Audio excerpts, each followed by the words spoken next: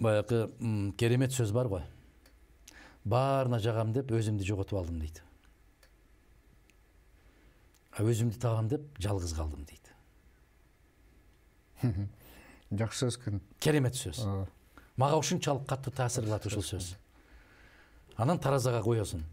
Баарына жагып жашагың келеби, же өзүңдү таап жашагың келеби?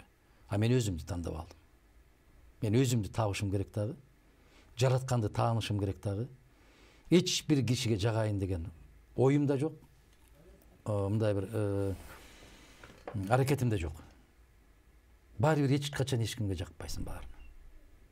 Ошон үчүн өзүң менен өзүң болгонуңдан өткөн дурус. Саясатта болуу мүмкүнбү? Саясатчы. Саясатта да болуу мүмкүн. Мына азыр менин балдарым айтат, жана жаштар канатынан социалдык тармактардан дейт. Мына ушул партияны колдоп койбойсуң, азыр ушулар келип калды, эми ушуну жок. Жок, садакаларым, жок. Колдой албайм. Себеп туура эмес басып бараткан кишини колдоп калып, эртең дагы бир баткакты басып алгың келбейт. Убалына калам. Убалына каласың, эмне кажети бар. Канчалык жакшы көрсөң дагы туура эмес баратканда туура эмес баратасың деп айтуу керек.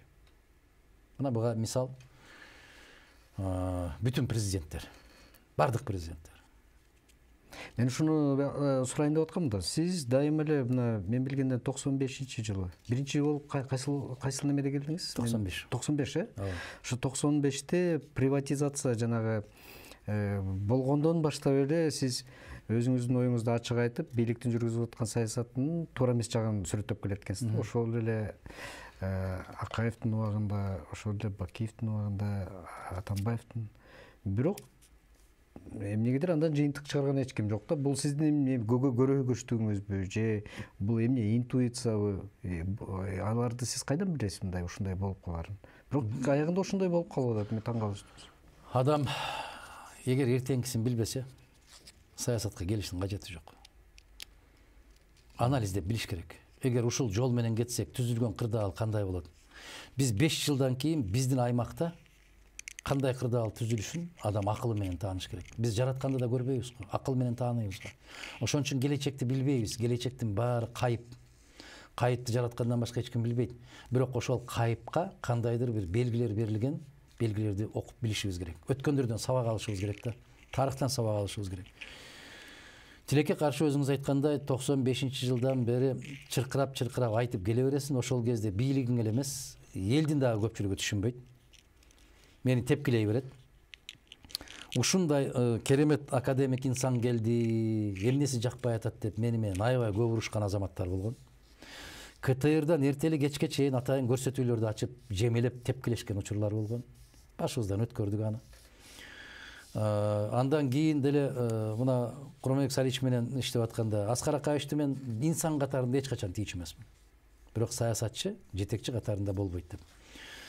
Кишини кылгылыкка кыргызга кылганга сак болгон десем, президент качан каччы эле деп мен аябай жемелеген аксакалдар.